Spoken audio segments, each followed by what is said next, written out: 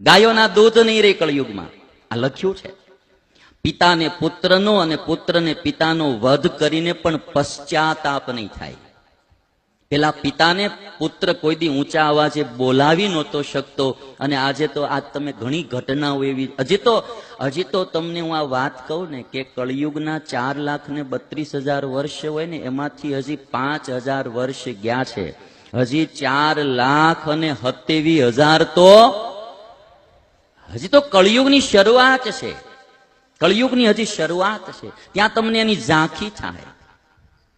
પત્ની પોતાના પતિથી અને પતિ પોતાની પત્નીથી સંતુષ્ટ નહીં હોય. એકાબીજાને સંતોષ નહીં હોય. લોકોની આયુષ વધુમાં વધુ 16 વર્ષની થઈ જશે. કળિયુગના એન્ડમાં 16 વર્ષની થઈ જશે. ભાગવતમાં બી લખ્યું 12મા સ્કંદના એન્ડમાં મનુષ્યની આયુષ 20 થી 30 વર્ષની રહી જશે. મહાભારત તો લખે 16 વર્ષની થઈ જશે. સ્ત્રીઓ વૈશ્યાવૃત્તિ અપનાવશે પોતાની આજીવિકા માટે. ધનના લોભથી બધા લે વેચમાં એકબીજાને ઠગશે, એકબીજાને છેતરશે. કળિયુગમાં પૈસો જ પ્રધાન થઈ જાય. પૈસા માટે ગમે એને મારવો, ગમે એને હેરાન કરવો, ગમે એને દુખી કરવો, ગમે એટલા દગાદુગી, છાળ કપટ, ચોરી, લૂંટ, એમાં માણસ પાછું વાળું જોશે જ નહીં. આ કળિયુગની એંધાણી છે. ધનના લોભથી જ બધા જ લે વેચમાં ચીટિંગ કરશે, એકબીજા ઉપર મિથ્યા કલંક લગાવશે, અને વરસાદ કટાણે વરસશે. વરસવાનું હશે ત્યારે નહીં વરસે. જોયું લગભગ કાલે વરસવાની તૈયારી, કટાણે વરસે, કટાણે વરસશે.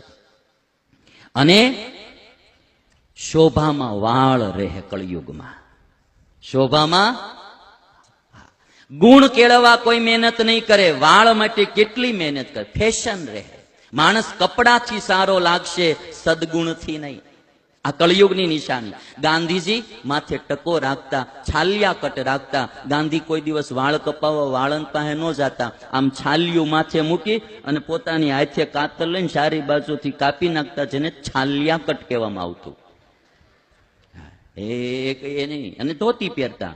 પણ એ પુરુષના આત્મામાં સત્ય હતું. એ પુરુષના આત્મામાં ધર્મ હતો, જ્ઞાન હતું, વૈરાગ હતા. એટલે આ ગુણોથી ભરેલો આત્મા હતો. એટલે ગોંડલના રાજાએ ગાંધીજીને ઉપમા આપી કે તમે કોઈ સામાન્ય પુરુષ નથી, તમે તો મહાત્મા છો. મહાન ચાસો આત્મા ઇતિ મહાત્મા.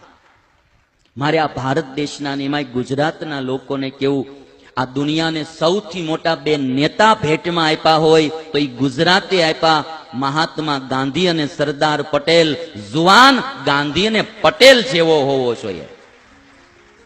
નકરી બીડીયું પીવામાં, માવા ખાવામાં, ગુટકા ખાવામાં જિંદગી વ્યતીત ન કરવી. જિંદગી કંઈક સારા માર્ગે વ્યતીત કરવી.